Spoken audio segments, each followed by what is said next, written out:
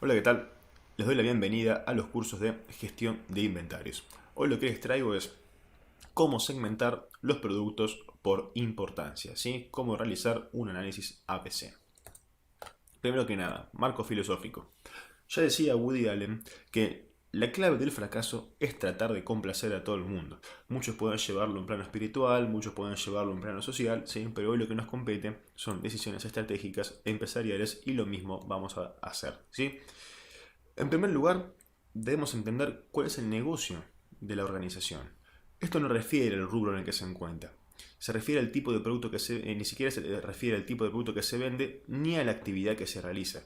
Se refiere, sí, a qué tipo de segmento de mercado voy a atender, cómo lo voy a hacer y en qué medida voy a elegir satisfacer sus requerimientos. ¿Sí? Decisiones que se dan dentro de la organización. Del correcto entendimiento de los requerimientos de mis clientes es que debemos decidir de qué manera vamos a definir nuestras variables competitivas para poder fidelizarlos, ¿sí? Pero a todos los clientes, ¿sí? Vamos a intentar darle todo lo que ellos quieren. David Allen planteaba, lo que haga con su tiempo, lo que haga con la información, ¿sí? Esta información de qué es lo que valoran mis clientes, y lo que haga con su cuerpo y la forma como enfoque sus prioridades, ¿sí? Prioridades son las verdaderas opciones con que cuenta y a las que tiene que asignar sus recursos limitados. A ver, porque yo digo, sí, bueno, a ver, quiero satisfacer todos los requerimientos de todos mis clientes, sí, pero a ver, ¿tengo recursos para hacer eso? Y no, mis recursos son limitados, usualmente. Siempre mis recursos son limitados, los recursos del mundo son limitados. Entonces, no se puede competir al 100% en todos los frentes de estrategia de mercado. Es decir, no se puede ser blanco y negro al mismo tiempo, ¿sí? Tenemos que definir a qué segmento apuntar, qué valora ese segmento y cómo alcanzarlo de la medida más eficiente posible. La organización va a responder a las decisiones que tomemos respecto al camino a seguir, ¿sí? Donde recordemos el objetivo es obtener rentabilidad, no es satisfacer requerimientos y listo, ¿no? ¿Sí? Es obtener rentabilidad y perdurar a lo largo del tiempo. Entonces los extremos no son saludables. El sistema debe ser lo suficientemente flexible para que predomine una estrategia, ¿sí? Para que predomine una estrategia y que esto se vuelva una fortaleza. Bien, análisis ABC, ¿sí? Análisis ABC. Nace del enunciado de Vilfredo Pareto, ¿sí? Ese es otro de los nombres que también tiene este análisis, que es el análisis de Pareto o también conocido como análisis 80-20. Vilfredo Pareto explicó que el 80% de las tierras en Italia estaban bajo la propiedad del 20% de la gente. ¿Sí? Que si queremos intentar traducirlo como una conclusión, vemos que en general se entiende de que en cualquier situación se tiene pocos elementos que representan mucho y muchos elementos que representan poco. ¿Sí? En este caso, por más que suene crudo, Wilfredo Pareto notó que pocos, ¿sí? Un 20% de la gente, tenían un 80% de las tierras, tenían mucho. Y muchos, ¿sí? Muchos, que era el restante 80% de la gente, tenía poco, que era el 20% del resto de las tierras. ¿Sí? Bueno, a ver, algo también que quiero dejar ahora en claro para todo el resto de los trabajos que vamos a realizar. Las cifras no son exactas, ¿sí? Pueden variar. Uno puede decir, sí, 80-20, 20-80 todo el tiempo, pero los cortes no son siempre en el 80% o en el 20%, ¿sí? Son cifras que pueden variar. Luego de este enunciado, ¿sí? Más adelante, las explicaciones en economía y en análisis organizacional se le atribuyen a Joseph Juran, ¿sí? No a Pareto, no Pareto fue quien hizo toda la metodología para las organizaciones, sino que fue Joseph Juran. Este análisis entonces nos va a permitir cuantificar cuáles son los productos más importantes, ¿sí? Cuáles son ese 20% de productos que tienen el 80% de representación dentro del peso de mercado en nuestra organización, ¿sí? Entonces, el análisis ABC se utiliza para establecer políticas que se enfoquen en pocas partes críticas, en pocos que son mucho, y no sobre muchas comunes, en muchas que son poco. ¿Sí? Queremos identificar los más importantes para saber cómo tenemos que hacer una asignación eficiente de recursos para esos productos. Entonces, clasifica todos los productos de la organización según varios criterios y converge así luego a un resultado final. Divide los productos en al menos 3 clases. Yo he dividido en 7, ¿sí? Pero bueno, para entenderlo, los divide en al menos 3 clases. Clase A, clase B y clase C. ¿Sí? Siendo las clases A más importantes y la clase C los productos de menor importancia. ¿Sí?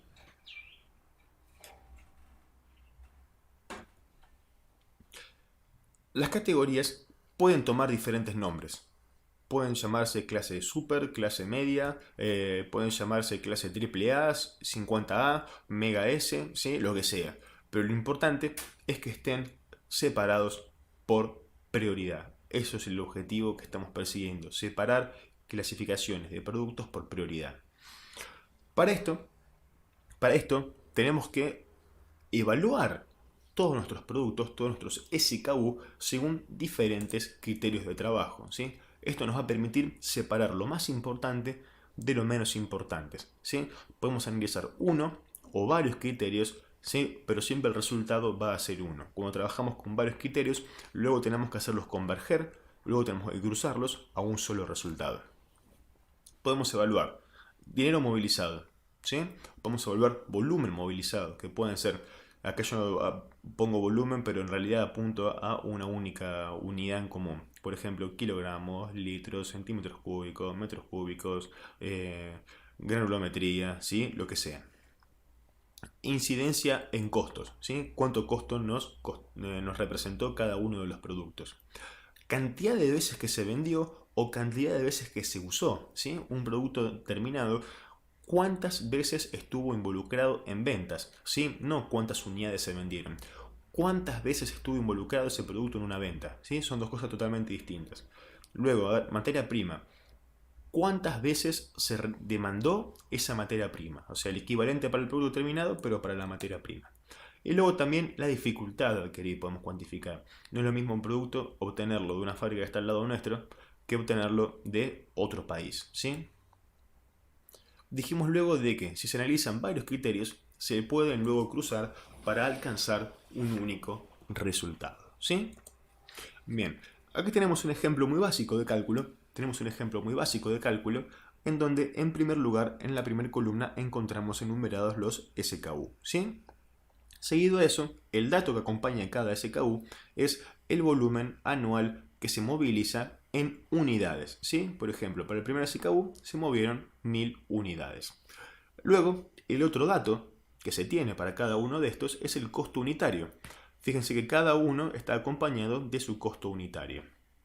Lo que viene luego es el volumen anual valorizado, que será el resultado de la multiplicación de lo que es el volumen anual en unidades por el costo unitario de cada uno. Esto lo que nos da es una representación de cuánto dinero movilizaron cada uno de estos productos, en este caso en concepto de costos, ¿sí? Por debajo de todo lo que es la columna de volumen anual valorizado, encontramos el total de dinero, ¿sí?, que se movilizó en concepto de costos en la organización. Vamos a suponer que es un año de trabajo, ¿sí? En la siguiente columna ya arrancamos a calcular, ¿sí? Antes de pasar acá, ¿sí? Detalle sumamente importante que estaba a punto de pasar por alto, es el hecho de que una vez calculado el volumen anual valorizado, ¿sí?, o el dato con el cual nosotros vamos a analizar cada SKU, ¿sí?, el dato final, tenemos que procurar que esté ordenado de mayor a menor, ¿sí? O lo ordenamos de mayor a menor, si usan el Excel lo hacen en un segundo, lo pueden ordenar de mayor a menor y recién después de ordenado es que podemos pasar a la siguiente columna de cálculo, que en este caso es el porcentaje de cada uno de estos, ¿sí?, el porcentaje de peso individual de cada uno de los volúmenes anuales valorizados, ¿sí? ¿Qué representa eso? Representa el peso individual de cada uno de las magnitudes en dinero, pero trasladadas a porcentaje respecto del total. Por ejemplo, ese primer 38,78%, ¿cómo se calcula? Se calcula como 90.000, que es el volumen anual valorizado propio del primer SKU, dividido la cantidad total, que son los 232.057 en dinero, ¿sí? Supongamos que son dólares. Eso como resultado da 38,78%.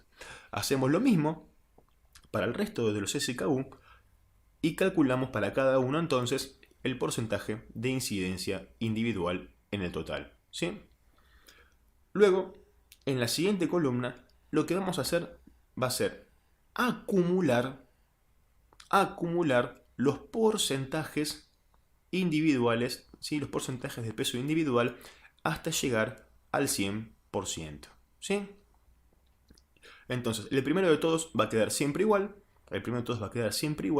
y el segundo, en este caso el resultado que nos da 71,97%, va a ser el resultado de la suma del número que tiene arriba suyo, ¿sí? El número que tiene arriba suyo en la misma columna, 38,78, más el porcentaje individual del SKU que se analiza, que en este caso es 33,18. Así vamos repitiendo esa secuencia hasta el último lugar y alcanzar un 100%, ¿sí? Ahora sí, luego de haber calculado los porcentajes acumulados, es que en base a nuestro mejor criterio, vamos a calcular las clases en las cuales queda determinado cada producto, ¿sí? Por ejemplo, los primeros dos que acumulan casi un 72%, entre dos productos nada más de volumen anual valorizado, van a ser de clase A. Le vamos a dar la clase en la categoría A. Fíjense que también individualmente tienen un peso muy superior respecto a lo que es el resto, ¿sí? Los siguientes productos entran dentro de lo que es una categoría B, ¿sí? Acumulando hasta el 95,17%. Dentro de esa categoría tenemos porcentajes como 11,35% hasta un 5,39%. Y el resto de los productos van a ser de categoría C, ¿sí? A ver, si en la siguiente lección vamos a tener un ejemplo en el cual les muestro cómo calcular 3 ABCs individuales, ¿sí? Y luego cómo se van a cruzar. Así que si tienen alguna duda respecto de lo que es el cálculo, ahí lo van a poder ver bien en detalle, ¿sí? Y les explico también cuáles son los mejores criterios a la hora de dividir, a la hora de identificar los puntos en los cuales dividir clase. Acá lo que me interesan es que vean cómo se forma un ABC bien básico. Los datos que necesitamos, que son realmente pocos los datos que necesitamos, y que después en realidad la división en categorías está dentro de nuestro mejor criterio, ¿sí? Como salida del análisis ABC, se tienen entonces los productos categorizados según los criterios analizados. Luego, dentro de cada categoría, se debe analizar cada producto en particular para entender su propio comportamiento. Pero a la vez, lo que ya nosotros podemos saber es que productos de categorías más altas van a demandar mayor seguimiento y productos de categorías más bajas van a demandar menores recursos de seguimiento, ¿sí? Cuando uno define las categorías, ¿sí? Muchas veces no puede basarse únicamente en los análisis cuantitativos, ¿sí? Hay que dejar lugar a margen para mejoras manuales, para pequeños retoques manuales, ¿sí? Como pueden llegar a ser qué importancia le damos a los ítems que son los favoritos de los gerentes y a aquellos productos que son dependientes entre ellos, ¿sí? Esto es un detalle importantísimo. ¿Por qué?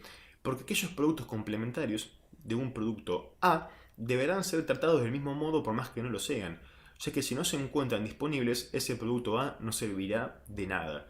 De nada me sirve a mí venderles una computadora sin el cargador, ¿sí? No les va a servir de nada, no les puedo vender una notebook sin venderles el cargador. Entonces, si mi notebook es un producto A y el cargador es un producto C, yo tengo que asegurar igualmente que al momento de realizar la venta tenga los dos disponibles, ¿sí? Entonces, la separación en categorías según su relevancia nos permitirá establecer estrategias y niveles de servicio adecuados para trabajar. Una de las decisiones a tomar, ¿sí?, con las categorías es el tipo de seguimiento que se les va a realizar, ¿sí? Podemos tener un seguimiento continuo que requiere más recursos en tecnología, mano de obra, pero que resulta un poco más costoso. Un seguimiento continuo es estar constantemente encima del producto, ¿sí? Constantemente encima, monitoreando su comportamiento y monitoreando los niveles de inventario que tenemos. Este modelo da un resultado más eficiente y se tiene menos margen de error. Entonces está recomendado para ítems de mayor importancia, ¿sí? Y por otro lado tenemos un seguimiento periódico, que supone revisar los niveles de mercadería cada un periodo fijo de tiempo. Requiere mucho menos recursos e inversión, mucho menos recursos e inversión, aunque tiene un poco más de margen de error, que este margen se paga con inventario, ¿sí? Está recomendado para ítems de menor importancia, ¿sí? De menor sensibilidad en la estructura. Ambos son efectivos, ¿sí? Ambos son efectivos. Lo que cambia es qué tan encima se le está al producto, ¿sí? A ver, esto también es la teoría, ¿no? Yo quiero para los importantes un continuo y quiero para los menos importantes un periódico. Pero como vamos a ver más adelante, muchas veces también estamos condicionados por el contexto respecto de cuál podemos elegir y cuál no podemos elegir. Así que no se preocupen, más adelante vamos a ver cómo se calcula y cómo se evalúa cada uno de los contextos para poder decidir perfectamente qué tipo de seguimiento se le tiene que asignar a cada producto. Un seguimiento continuo. ¿Qué implica un seguimiento continuo? Implica decidir sobre el estado del producto en el minuto a minuto. ¿Sí? Eso implica un seguimiento continuo. El modelo de seguimiento se puede usar en los casos en los que tenemos total control y posibilidad de poner una orden en el momento en el cual el inventario alcanza su punto de reorden. ¿Sí? Esto que les comentaba recién. ¿Cuáles son los criterios de contexto que a mí me permiten elegir uno y otro?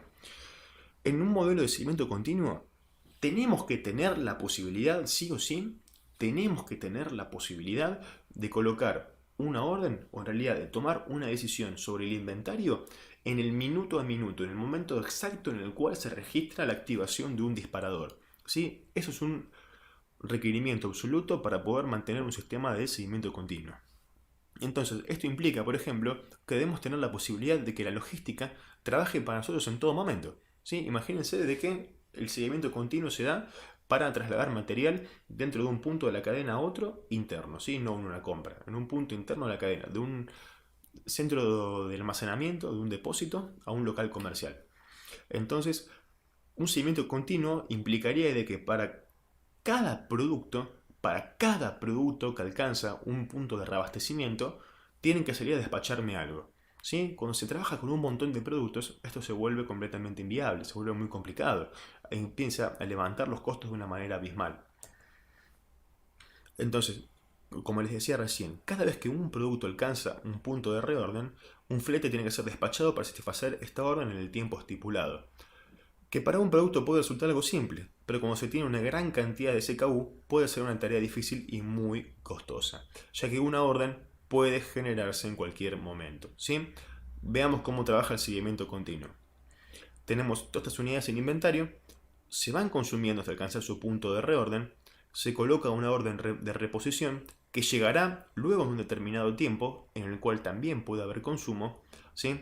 Y llega, ¿sí?, para reponer el nivel de inventario, ¿sí? Tenemos ahora el seguimiento periódico. Un seguimiento periódico significa decidir sobre el estado del producto cada un periodo de tiempo definido. El seguimiento puede utilizarse para los casos en los que tenemos también total control de la logística, pero también para los casos en los que trabajamos con un modelo de vehículo fijo. Es decir, recibimos despachos cada una determinada de frecuencia fija, como pueden ser todas las semanas o cada 2 semanas, siempre hablando del mismo día. Bajo ese criterio de periodicidad, coordinamos con nuestro proveedor en qué momento le emitimos la orden para poder tener fijas las recepciones, ¿sí? Un método de trabajo periódico funciona dejando fijos los periodos de tiempo. Este tipo de modelos es muy sugerido para gestionar los stocks de locales comerciales y en almacenes en puntos cercanos al cliente, incluso para los productos de tipo A, ¿sí? El criterio periódico para todos los productos nos permite tener una excelente coordinación con nuestra logística propia, ¿sí? Con la logística propia y con el trazado de una logística que realizamos nosotros. Por ahí un seguimiento continuo es mucho más sencillo para materias primas. Cuando estamos realizando una compra y otra persona nos viene a traer con su logística, con una contratada, nos viene a traer el producto. Pero para cuando son movimientos internos, por ahí es más sencillo para coordinar una eficiente gestión logística. Se trabaja con un techo, con lo que se conoce como techo de stock, que contempla tanto un consumo medio como la variabilidad durante el periodo de entrega, ¿sí? Y esto tiene como característica principal de que una orden se genera en un momento conocido. Veamos cómo trabaja. Se tiene una determinada cantidad de unidades y un techo de stock.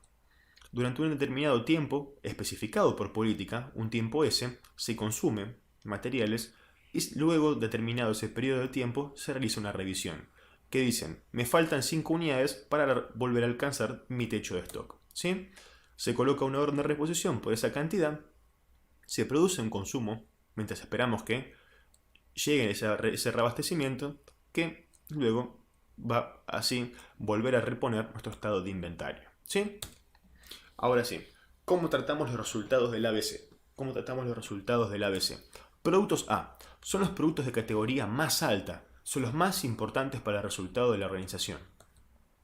Tienen mayores costos asociados al nivel de servicio, ¿sí? Se deben usar sistemas continuos de seguimiento en la medida de lo posible. Hay que mantener actualizados sus cálculos y mantener informada a la alta gerencia. Hay que invertir más en su gestión de variabilidad, hay que tener un mayor nivel de servicio, ¿sí? Hay que optimizar sus procesos de adquisición, hay que darles una alta rotación en la medida de lo posible en su loteo, ¿sí? Para poder obtener rápidos periodos de recuperación de dinero.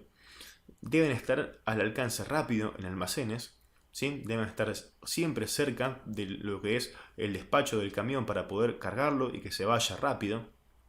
Tienen que tener prioridad productiva por encima de otros y hay que asegurar su disponibilidad. Van a tener mayores niveles de servicio asociados, ¿sí? Van a tener mayores costos asociados a su nivel de servicio.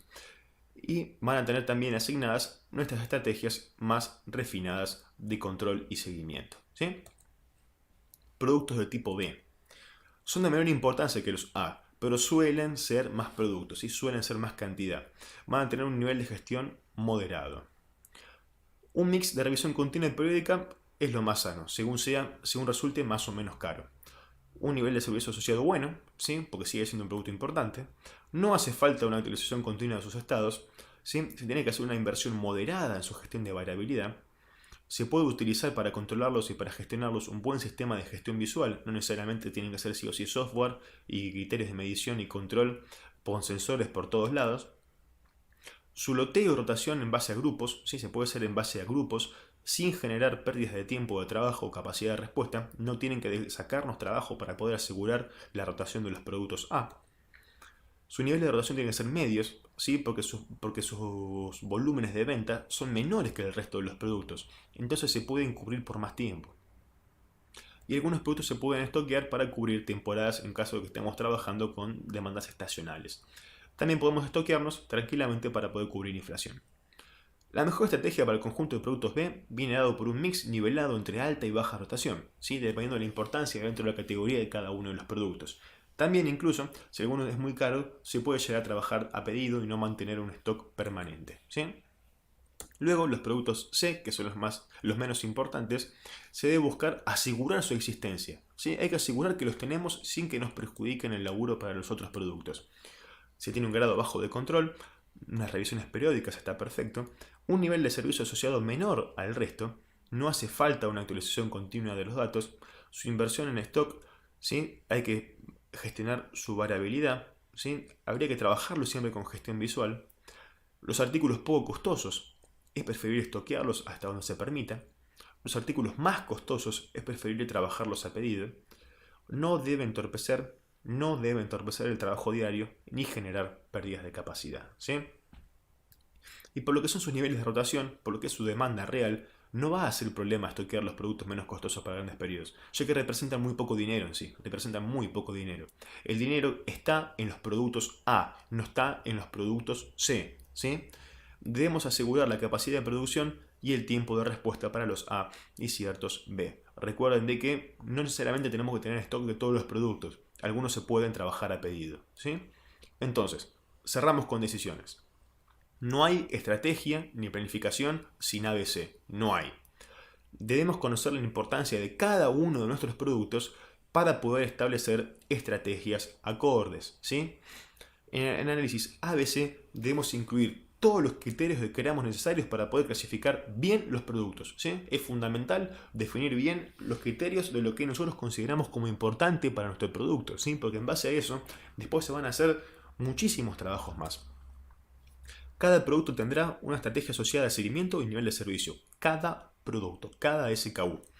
Debemos tener un buen mix de productos con altos niveles de rotación y productos de stock por periodos, al igual que productos que se van a mantener stock permanente y aquellos que se van a trabajar a la orden, ¿sí? Y luego debemos determinar estratégica y coherentemente los niveles de servicio para nuestros productos.